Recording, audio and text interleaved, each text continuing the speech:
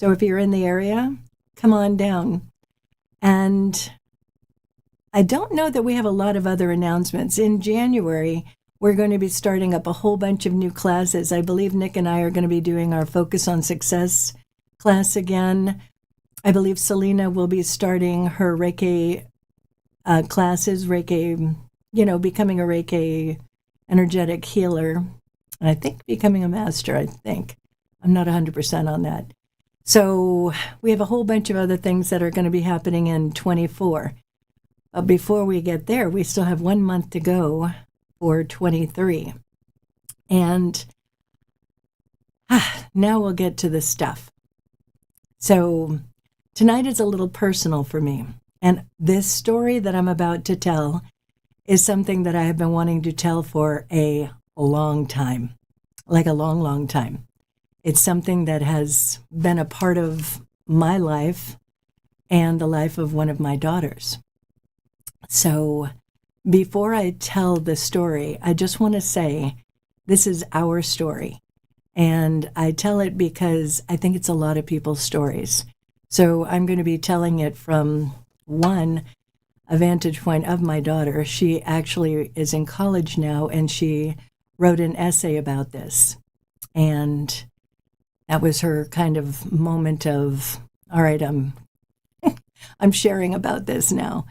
And I'm going to be reading the essay for you, and then I want to talk about it. So this is coming from a point of her, and it's also coming up from a point of me as a mom and as a therapist. So I think I'm going to start first by reading this for you. And just in case you didn't notice, I am wearing bright red today, and I had a different pair of glasses. And just so happens that the only pair of glasses that I had in my bag are you ready? Red. So there. Ta-da! So, sit back and enjoy. This is titled The Tomboy. And by the way, before I read it, I just want to say, the actual writing itself, I love it.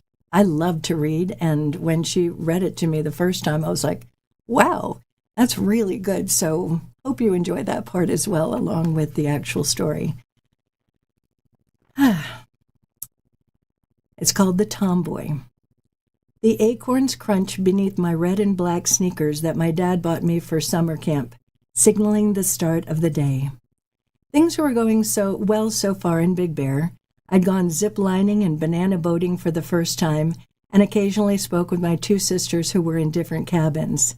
However, the smile on my face quickly disappeared when I was arriving at the dining hall with my counselor, and I heard a voice say, "Is it a girl or a boy?" I kept walking with my head down, staring at the shoes made for boys on my feet. A never before feeling of shame slithered through me as I looked at them. I made my way into the oak trees that couldn't make me feel any smaller than I did at that moment. My body went numb and as cold as the boulders I was hiding behind.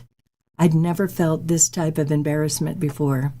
How could I go anywhere or see anyone with my bewildering appearance?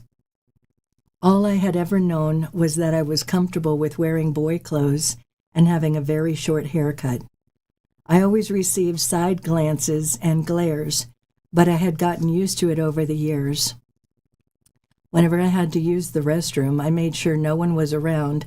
I didn't want people to think a boy was going into the girls' bathroom. The only place I felt comfortable to be myself was on the softball field, which might have been because we were all in the same uniform, so I felt equal to the other girls. Even at that, I was still judged as an equal.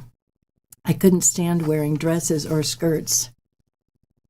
My mom would dress me in them for school whenever I would misbehave. But I felt like a children's doll that was mangled into a costume and paraded around to people. In those moments, I was a living, breathing joke. I was exhausted from the constant change of gender, acting like a boy at one moment and then back to the reality as a girl. When I started middle school, my dad convinced me to start dressing differently, so I grew out my hair and stole half of my sister's closet. My old boy clothes were thrown into a trash bag and given away, yet so was my safety net. I didn't know how a normal girl acted. I was mostly friends with boys growing up, and I didn't know who to be. For gym classes and softball games, I was unable to put my hair into a ponytail. It wasn't until high school that I taught myself how to style my hair when it was more than long enough. I started wearing makeup and somewhat revealing outfits, and other teenagers started to have an interest in me. My whole world was altered in the blink of an eye, yet I was still struggling. Wearing tight-fitting clothes and having teenage boys stare at me up and down was just as intolerable as having people glare at me for having a short haircut and wearing baggy t-shirts with basketball shorts. Academically, I would receive mostly C's and D's due to my lack of focus up until my sophomore year in high school. In the 4th grade, I barely passed a math exam, and my family was so happy that we celebrated and baked a cake in my honor. I always thought there was something wrong with me because no matter how hard I tried, I just couldn't pay attention in my classes. I remember telling my parents that I didn't feel like I was in my body. I wasn't as present as I wanted to be. I decided to switch high schools because I needed a new environment, and I couldn't keep seeing the same people who I grew up with that knew me as a tomboy. Once I made the decision to leave my past behind, I was excited to be meeting new people where I could start over. However, I was still doing poorly on tests, and my attention span was shorter than ever. Out of the blue, my mom told me that she called her friend who is a psychiatrist to see if she could get insight on my situation. She asked my mom if I had experienced any trauma in my life so far, and at first nothing came to her mind. Yet, after careful consideration, she remembered that when I was 4 years old, I was on the receiving end of sexual aggression by a family friend. The psychiatrist came to the conclusion that I started dressing differently because it was my way of protecting myself. I must have figured at the time that looking like a boy is safer than appearing as a girl, and I would not be vulnerable. The feeling of dissociation and the lack of reality was because I was struggling with depersonalization, which is where one may feel detached from their body due to trauma, almost like you are watching everything from the outside. Everything suddenly made so much sense. I took time to process things and allowed myself to heal. After several months, I was able to move on, and I had never felt better.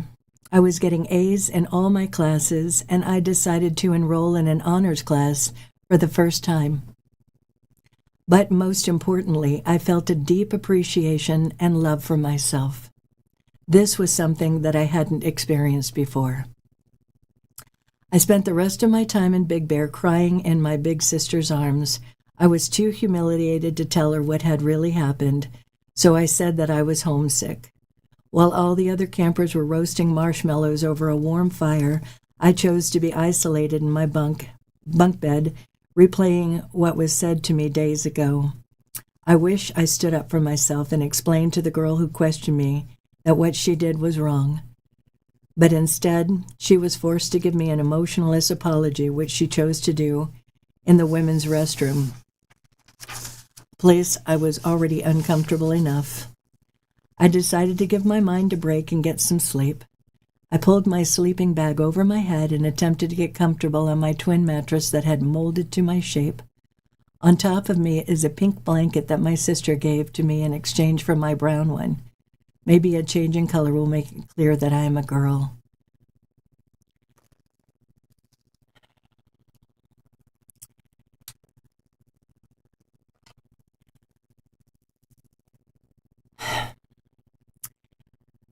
There's a lot of people out there that struggle with all kinds of things with their identities. And for me as a mother, when all of this was going on, my part in it was that all I knew was my little girl one day was like, Mom, I want to wear boy clothes. And she wanted to cut her hair off, and she literally wanted to be a boy. There was one day when we were driving, and in the back seat, I hear this little girl voice go, Mommy, how come I don't have a penis like all the other boys?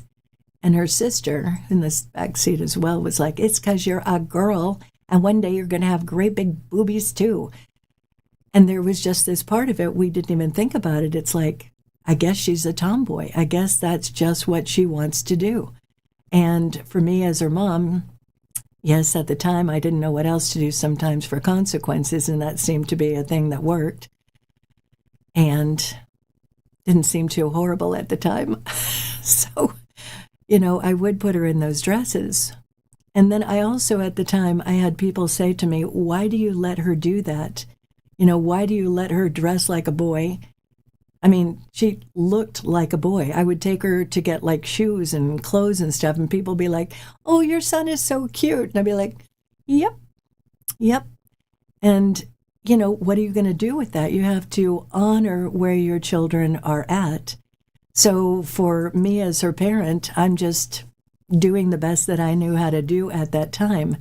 So that was over 10 years ago. The other part of it, when she would tell me, Mom, I don't feel like myself. I don't feel like I'm here. It wasn't once or twice. It was fairly often. And I didn't know what to do with it. I was like, honey, I see you. You're right here. You're here with me. And, I don't know what else to say, but I see you. And, we just kept trying to work through it as best we can. And what she didn't say in the essay was that one day she came to me and she said, Mom, I have a name for it. It's called solipsism. And I was like, solipsism? Okay. And I look it up, and I did call my friend. Her name is Dr. Erica Scott. And she's one of I just love her. And so I called her, and thank goodness she answered the phone. She was in Israel at the time. And I'm like, Erica, my daughter, I've been having this challenge with her, and she feels these things, and now she tells me it's solipsism. And so Erica said to me, Audrey, it's a form of derealism, and it's dissociation, and usually it's caused by trauma. Now, at that moment that she said it's caused by trauma, in my head, I literally was like, I don't think so. That girl has had a blessed life. And then my mind went back to what she said in that essay, and I was like, Oh, and that's when she started dressing like a boy. So you guys have heard me talk about this before, and I'm going to say it again because it's really, really important to understand. When we have dissociation, which honestly, a lot of people do, a lot of people dissociate. A lot of my clients come in, and I have to show them what I'm now going to show you again, because I know I've said it on here before. But if you're thinking about the car analogy, and there is a wall, and the car, you're driving, and we hit a wall that looks like trauma. And remember, trauma can be big traumas, or it can be these little things that add up. But trauma is, in my definition, anything that looks unlike love. So when my daughter had that trauma, it was a very big deal in a little girl mind. And so in her little mind, it was like, ugh, I don't want to be in this car. I don't want to be rolling with this, feeling. I don't want to be vulnerable. I'm going to take another car. So she takes the boy car. So now she's got this feeling car, this regular, it's her car, and she's going to be something else. So she is dissociated. So when you're dissociated, you're not 100% present, which she was telling me all that time. So then when I understood it and I was able to go to her, as she said in her story, And we were able to understand, this is what you did, and this is why. And now what we have to do is put you back into one car, and you learn to deal with your emotions, you learn to deal with the stuff, and you be in that powerful car. So she went from making all of these challenging grades and feeling, not present, to almost overnight really being powerful and being in her car and doing all these things that I think that she never dreamed that she would be doing.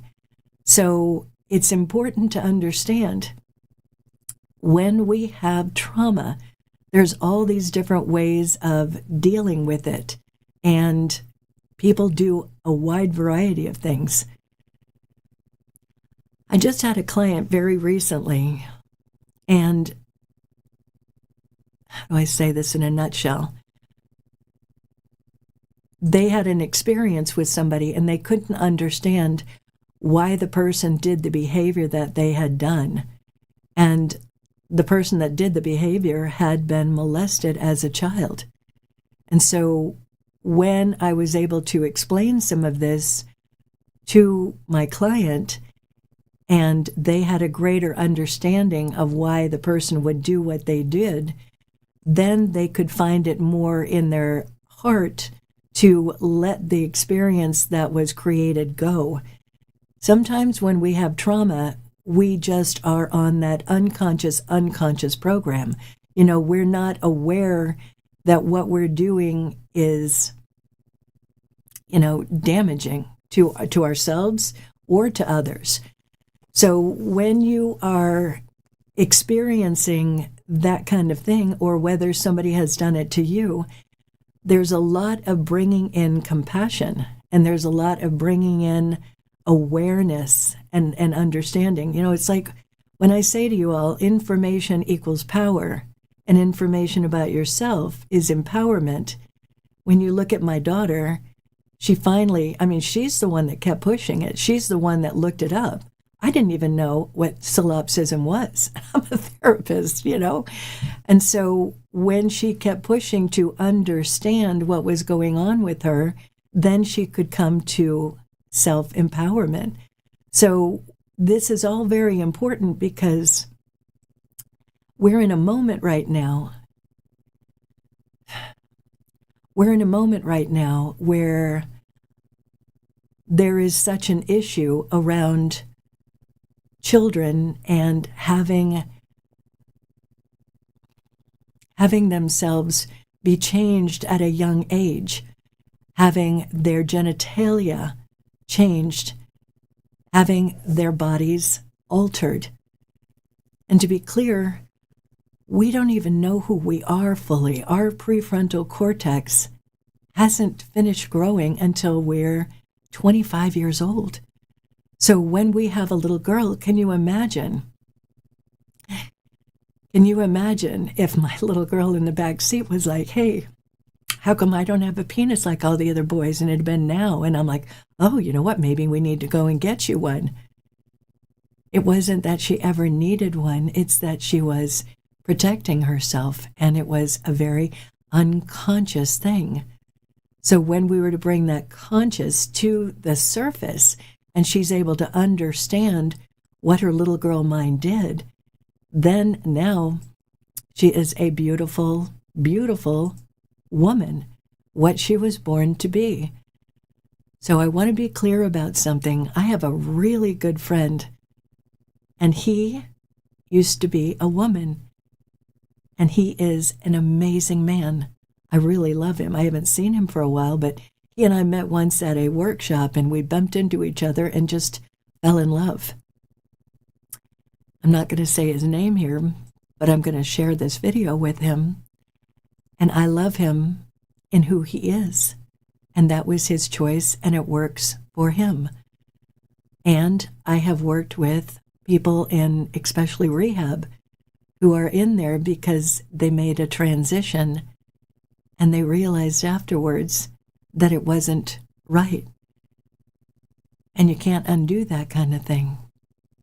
So the reason why I bring all of this up is because It's very important. I've seen a lot of testimonials. I've seen and read a lot of articles over all these years of people who they have transitioned and they take the meds for it and they do the surgery. And for many of them, it is a life of pain. Nobody talks about that.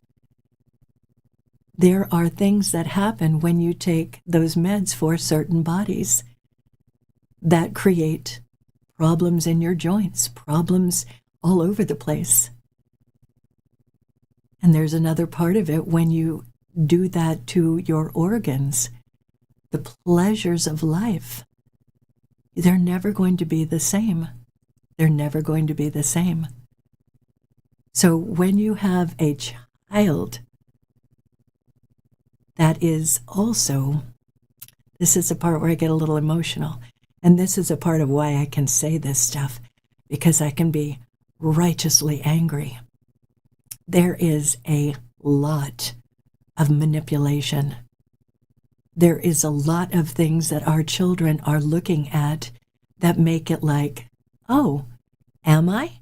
Am I in the wrong body? I have had a client who I'd been working with who came in at ground zero, and she's doing very well. She came in one day and she's like, I think I'm in the wrong body. And I've known this girl. I've talked with her for hours. And we talked about it.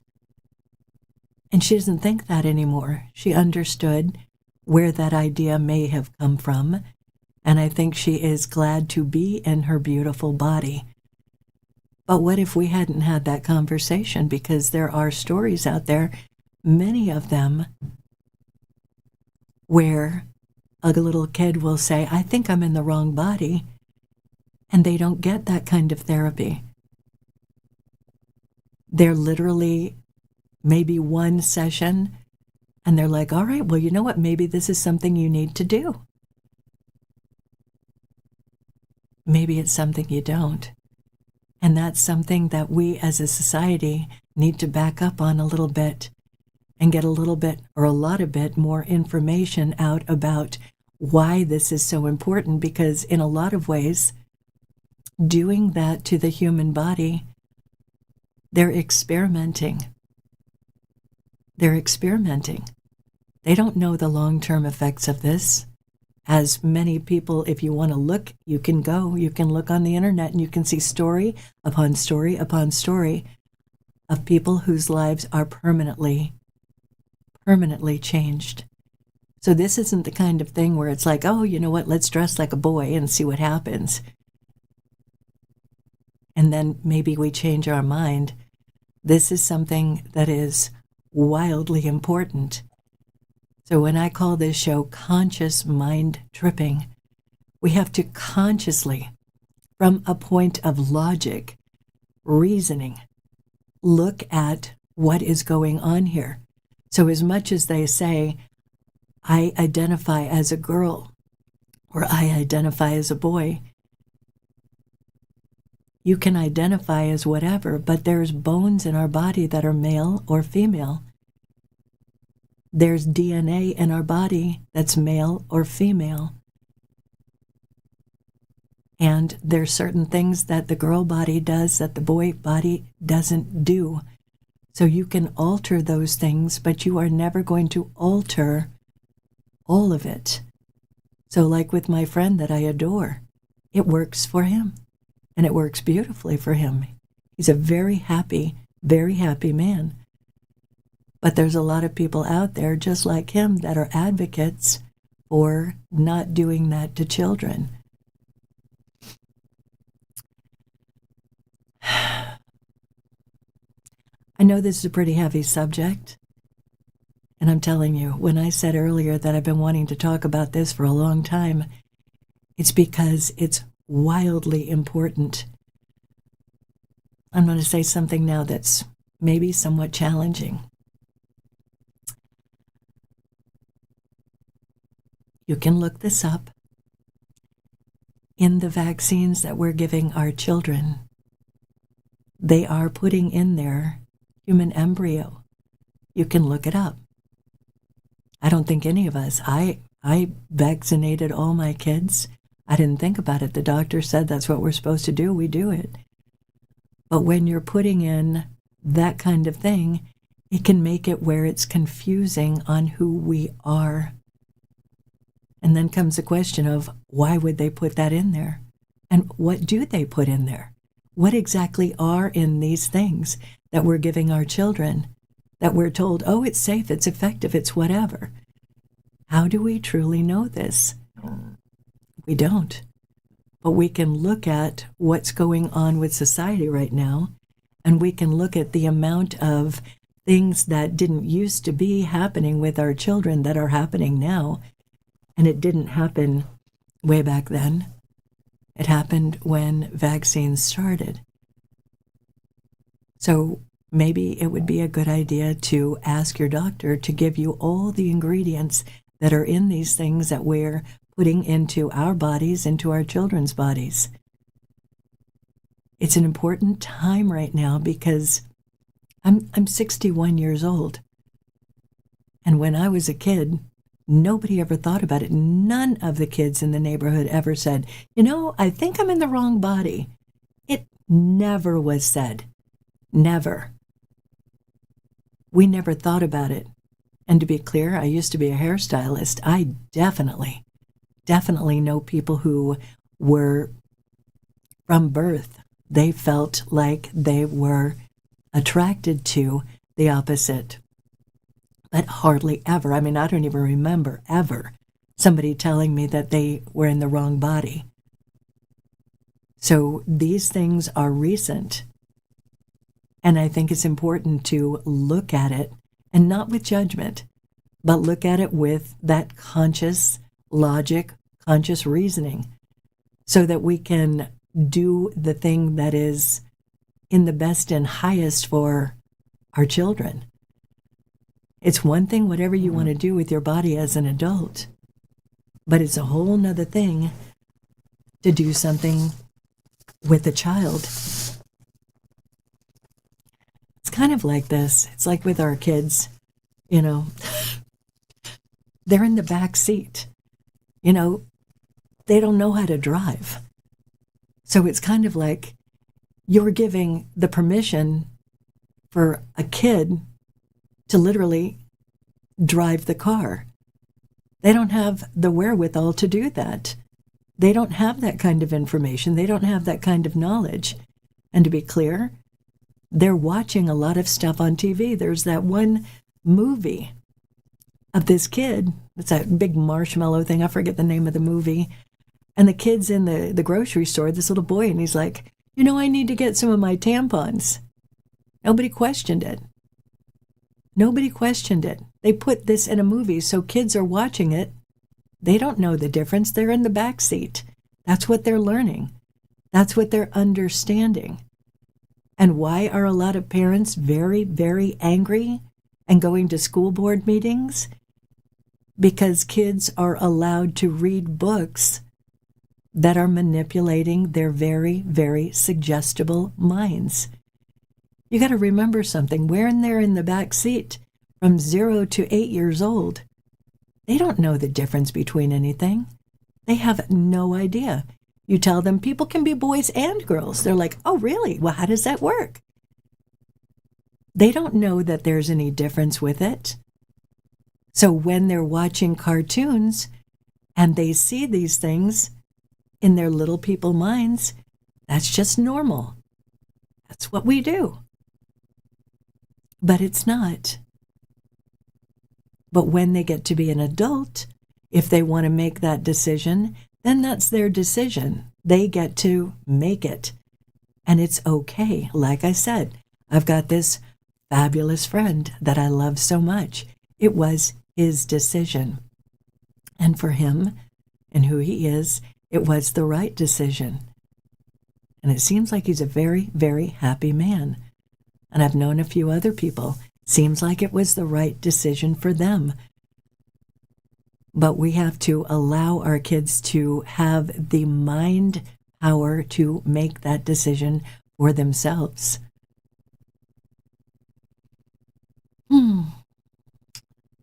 That was the main topic of tonight. Ed, how much time do I have left? 27 minutes. I just love Ed. I don't know where any of the comments are. Can you see the comments? Yeah, nothing's showing up here. So no questions? Yeah, not yet. Okay. People might be a little shy to... This is probably a very heavy conversation. Yeah. It's a lot. You know, I've been sitting on this for a very, very long time, you know, and I never could say anything because I'm honoring my beautiful daughter, who, by the way, she's really doing amazing things in the world, being very powerful, being present in her car. Not only is she being present, she sat down at the beginning of COVID, so there is that part of being the adult driver in the front seat and being the third driver, that kid in the back seat. But one thing that you all know, I talked about it a few weeks ago, is being that first driver, you know, owning that intelligence that flows through us.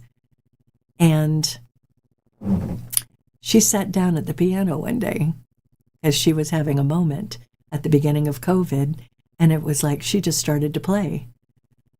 And she continued, and now if you listen to Nick's music, she made that on Mainstream Metaphysics. She's making some for me. She's got an album out, and she's doing amazing things in her music world and really owning that. And as you can see, she's owning her ability to write and tell her stories. She has another essay that she did on a whole nother situation, and one day I would love to bring her in to talk about that one. But I'm telling you, it's like when I'm working with my clients and they're understanding how they have taken a separate car, and I'm talking about people with addiction issues. That's a very common dissociation. You know, it's like I have a lot of pain, a lot of trauma, a lot of stuff that really doesn't feel good. So they start maybe smoking pot, and then they start drinking, and that all is like, oh, I don't feel the pain there. You know, I can numb myself out.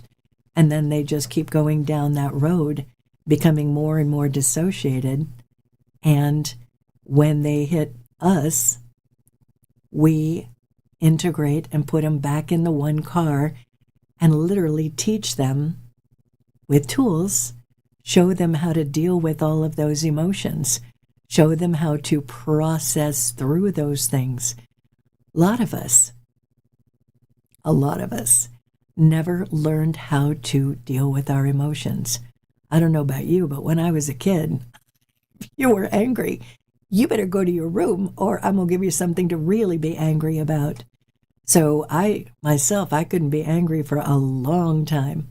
And I had my own, as I've told you all before, my own issues that I've dealt with over all of these years. So who I used to be back here in major dysfunction, owning those tools and continuing to work with it and process and coming to a new who I am now. So it's super important to really understand on a level, if you're in pain and there's that part of you that wants to suppress it and put it aside, it doesn't really go anywhere. It just looks different. It shows up different. And like for my daughter, you know, it's like, I don't want to be in that vulnerable car. I'm going to get myself a little boy car. And she was an adorable boy. She really was. And she's a beautiful woman. So that's enough about talking about all that. I have something else I would like to bring up. I have comments, your Facebook. Oh, do you want to read them? Yeah. Ed's going to read the comments because I can't see them. Ed's part of the show tonight. You're my guest. Yeah, there it is. Okay, so Robin Baker says, I'm here with you, friend. Robin, I love you. Love you, love you. Robin is my oldest, bestest buddy. I love you, Robin. Robin's worked through a lot of her stuff, too. You're brilliant in the world. Robin is like one of those people that sets an example of here's how to live a good life in a lot of ways. You're having a lot of fun, and you look fabulous, too. Seriously. What else does other people say? Gloria Jackman. Gloria.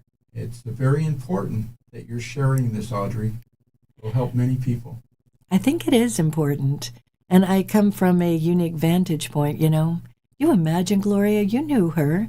You knew Milena, my little boy, Nene. Man, it makes me just like, when I think that had I been manipulated as a parent and done something, I don't know what I would have done living with myself with that. You know what I'm saying?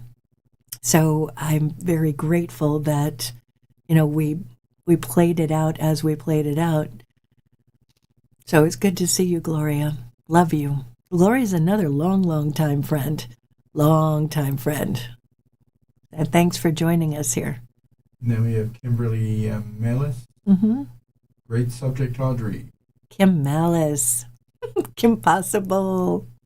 I've often said that DNA rather, from vaccines is injected. And so she's... You know, bringing up that part, you know, it's like, it's not only that, there's things that they put, and they call it something else in our soft drinks. You know, it's amazing all of the things that we ingest that are literally banned in other countries. And so I'm not going to get into what exactly is in these soft drinks, but look up the ingredients, look up toxic ingredients in soft drinks, and just do some research yourself. You know, information is powerful. So look these things up. I don't make these things up. I don't want to make these things up. I didn't even want to know it. When I first started looking at this, all of this, it was many years ago at this point. And it was when I was so sick. And I'm looking at aspartame, and like we were talking about on the show last week, or the week before, because last week was Thanksgiving, I'm looking at all these things that we're allowed to ingest that are literally toxic. So when I say toxic, it's like it makes us sick. Other countries have banned some of these things. And some of the things are, it's like I want you to, when I say to look at something from conscious mind tripping, looking at it with logic, with reasoning, why are we allowed to be eating glyphosate and aspartame? It's amazing. My clients come in, like I just had a client come in yesterday and today. These two men, and both of them are not happy in their bodies. And so I'm asking them, literally, what do you eat? What do you drink? Like the one guy was chewing some gum. It's like, what kind of gum are you chewing? Oh, I chew it all the time. What is it? It's gum that has aspartame in it. So you think about it, it's like, oh, this little tiny piece of gum that I eat on a regular basis. It's just a little tiny piece of gum. It's not just a little tiny piece of gum. It has toxic chemical in it. And it doesn't matter if it's a big-ass piece of gum or it's a little tiny piece of gum. Our bodies, especially, it's going in the mouth and it's going into the stomach. So in the stomach, it does its thing. Glyphosate, aspartame, they're not just like going down through the digestive system. That's not what food does. It goes into the system, and those kind of things in particular, your stomach is a balloon, like a balloon. This is my analogy with it. Those kind of things make little holes in it, and it creates inflammation in the body because it goes into the body and it's toxic. So the fun thing is, both of these guys, I know they're changing what they're doing. and they're going to eliminate that kind of gum. The one guy is going to eat pure, P-U-R gum, because sometimes we have an addiction to gum. Sometimes we just like to chew. I had to break mine recently because I had my tooth done in. Now I don't have to chew anymore because it's over. But seriously, by January 1st, both of these two, in following these things that I made little suggestions about, go get yourself like hyaluronic acid, take some turmeric, let's bring down the inflammation in the body. I was asking the one guy, do your joints hurt? Oh yeah, it's really bad. So hyaluronic acid can help with that. Doing all of these other little suggestions. And by the way, when I say these suggestions, I have them look it up and understand what it is. But usually hyaluronic acid mixed with some collagen is not going to have a negative effect on your body. But it's important to get, when we're doing those kind of things, when we're ingesting them, the stomach affects the mind and it creates foggy thinking. So we're not thinking clearly, so we can't make those conscious, logical, reasonable choices. So, whether you're putting in this or whether you're putting in food or drink, there's enough going on that we don't need to add to it. So when you are taking the time to, again, inform yourself, then you get to, like, for instance, as you're watching this, look at what you're doing with your whole diet, the whole thing, and look at if there's anything that you're ingesting that has those kind of chemicals.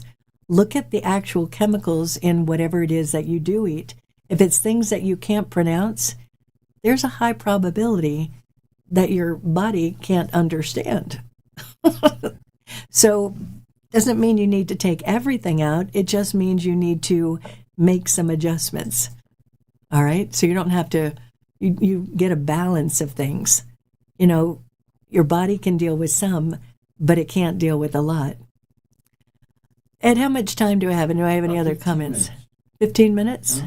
Any other comments there? Yeah, let's see. We have... I like bringing that into the show. So, let's see, we have Carla Pierce. Okay, hi, Carla. This is a very important thing to talk about. It is. And she says, thank you, Audrey. Such an important topic. You're very, very welcome.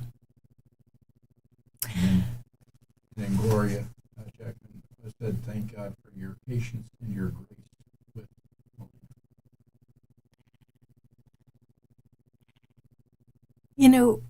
I was talking about this earlier with Nick. As a parent, my mother didn't really know how to parent. She got pregnant with my brother at 19, and she had me at 20. She thought breastfeeding was birth control, and that's how I came into the world. And she just didn't know. And a lot of times, her kid in the back seat was not happy. And if my kid in the back seat was not happy, it was like she jumped back there with me, and it was not pretty. So it was somewhat traumatic, and there were other things along with the trauma. It's like there wasn't that kind of relationship that I wanted with a mom. I didn't know any different because I was just, living my life. Didn't know any different, but I would go to my friend's house and it was like, that's a different experience. But I didn't really know or understand until I got older. And then when I had a child, this is where the grace comes in. I had my first baby, and when I held her for the first time, it was like, whoa, this is what love looked like. I really never understood what love looked like until that moment. So there was a big part of me. It's like, I love this little person so much. I just want to be the best parent ever. And I wasn't. I didn't have those tools. All I knew is I don't want to do what my mother did. And so I think that's what a lot of us do as parents. It's like they don't teach us that in school. They're teaching a lot of things in school that we don't ever use. I mean, some of the things that my kids learn, I'm like, you're never going to use that. You're never going to have anything to do with that. It'd be nice for them to teach a class on how to constructively communicate, how to, parent consciously. Because I'm going to tell you, I was like, I'm going to do everything my mother didn't do. But then there's that part of it as a parent where I'm not going to do that, but I didn't know what else to do. So, like when my first daughter came in, there were a lot of really great, great moments. And then there were those moments where it was just extraordinarily unconscious parenting until a blessed day where, it's like, I took her to the therapist and it's like, you're the one that needs a therapy. And that started me on my journey. So as a parent, I just always have done the best that I've known how to do. So even like with that youngest one and her wanting to be a boy and me putting her in a dress, I didn't know. Now looking at what she said, it's like, oh, you know what? I wish I'd known more then of what she was thinking, knew more then of how to communicate with her and how to be with her. And I look back at all the times as a parent where I climbed in the back seat with the kid and, had my temper tantrums and did those things that afterwards I was like, God, really? I'm sorry. I wish I hadn't done that. And I want you all as parents to be very, very clear about something. For all of us, we're just doing the best that we know how to do. And I've had many parents that I work with, they bring their kids in. They bring their kids in for a session. They sit in the session with them, and they're all learning. And I wish, oh my God, I can't even explain to you how much I wish I had had that kind of opportunity. So why I do a lot of what I do, why I have these conversations, why I, share with you those moments where I haven't been the best, it's because I've truly been there, done that. I haven't been the best parent. I've been the best parent that I knew with the consciousness that I had. And each time it's like, oh, I need to be better. I need to be better. I am better. I am better. And I aspire and keep intending to hold that space. So if you are a parent, and it doesn't matter what age, because let's be clear,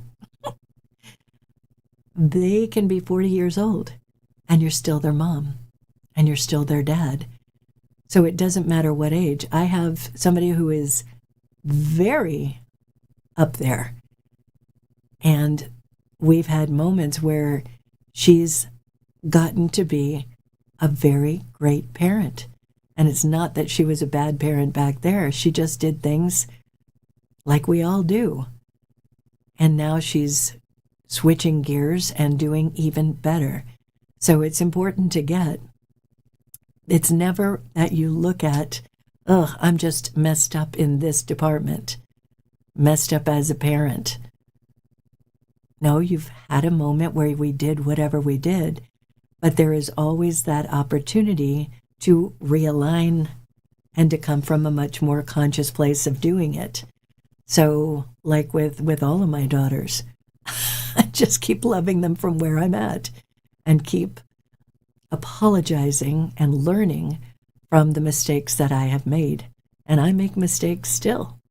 And I have to honor that. I have to look at, why did that happen? What was little Audie in the back seat thinking there? Or was it just something completely unintentional? And I need to learn from being more aware of what I'm doing. But one thing's for sure, I've gotten to the point in my life where I'm not going to beat myself up about it. I'm not going to make myself wrong. I'm not going to make myself bad. If it was intentional, there's a whole nother story. So for those of you that are parents and you've done whatever with your kids, realign, apologize, choose a new road, choose a new path, and, invite those kids to join you. I think that's the best and highest we can all do, because nobody does it right all the time. I don't think anybody does it 100% right all the time. And so when we're willing and able to see that and acknowledge it and learn from it, then we can do it right the next time. Any comments over there? Well, no, that's just Carlos said, thank you, Audrey, such an important topic once again. So, I appreciate you guys on here. I truly appreciate your support and you all joining me for these moments. As you well know, it's something that I've grown into. And so having you all out there and knowing that you're on the other end of this camera makes a big difference for me. And I am extremely grateful. How many minutes do I have, Ro? you got about 6 minutes. And Gloria says, we can only learn from our mistakes and learn with them. Yeah, but you know what happens? People beat themselves up. I used to do that bad. I used to live with, oh my God, I screwed up. And I would judge myself up one end and down the other. And you know what happens when you do that? You just keep screwing up. Because your attention is on, I've screwed up. I'm not great. I'm not good. I messed up. Oh my gosh, did I mess her up? So there's a part of it where I have 5 minutes left. Love Ed. There's a part of it where you have to get the judgment out of it. We're all just constantly doing the best we can in any given moment. So when you watch something like this and you look at your own life, if you did something back there, learn from it and be the new version of you in this choice point. You got to remember something. This is the only place to be in this moment right now. We're learning from the past. We're gaining that wisdom. Like I can't even explain to you how much wisdom I have gained in this lifetime. I mean, between my relationships, between my job situations, between my health, I have gained a lot of wisdom. And again, I continually have to be in the choice point of now, visioning the future, making intentions for the future, taking those actions to bring me to those intentions. It's like I'd said to a client the other day, it's like he kept saying, I'll try. Or it's actually a funny situation. This kid's 20 years old. And he looks at me and he goes, all right, I need to do that. I looked at him and I was like, huh? And he looks at me and goes, he looked at me like, did you not hear me? I said, I need to do that. I gave him a funny look again. And he's like, are you not hearing me? I'm telling you, I need to do that. And then I was like, and then he finally got it. And we just had the greatest laugh about it. But when you're saying, I've said this before here, it's like when you're looking to go into the future, which is the next minute, and the next minute, and the next minute, when you need to do something, that's not taking ownership.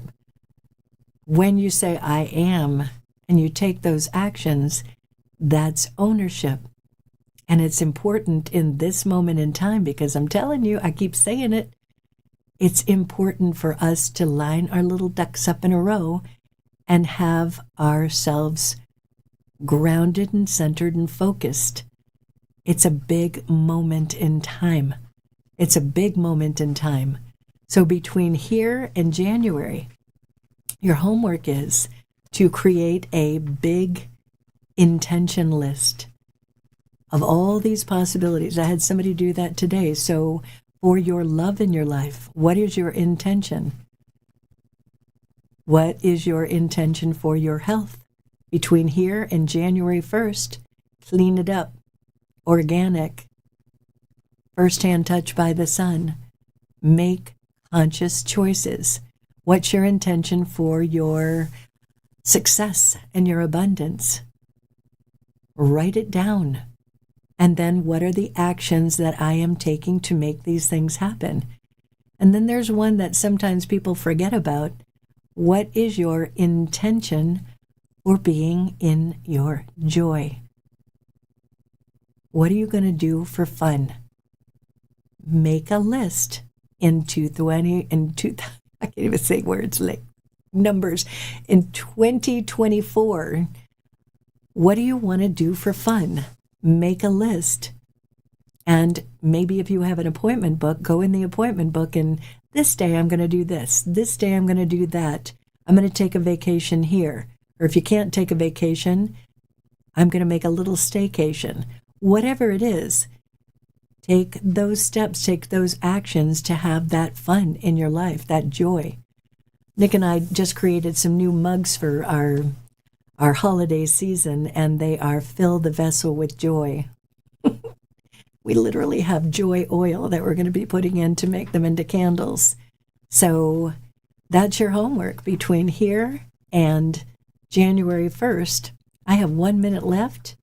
So in this last minute, I just want to say, in light of Thanksgiving, that appreciation that I feel when I see you guys on here and I see your little comments and you're involved and you're supportive, I am extremely grateful, deep, deep gratitude. I just love you all very, very much. And I want to say I invite you to share this video. And if there's somebody that you know in your life that has a struggle with these kind of things, share it with them. Share it wherever you would like. And I will be back here next week. I'm not sure exactly what the plan is for next week, but I'll have something a little more light and fun. And I will look forward to seeing you all when we meet again. Much love to you.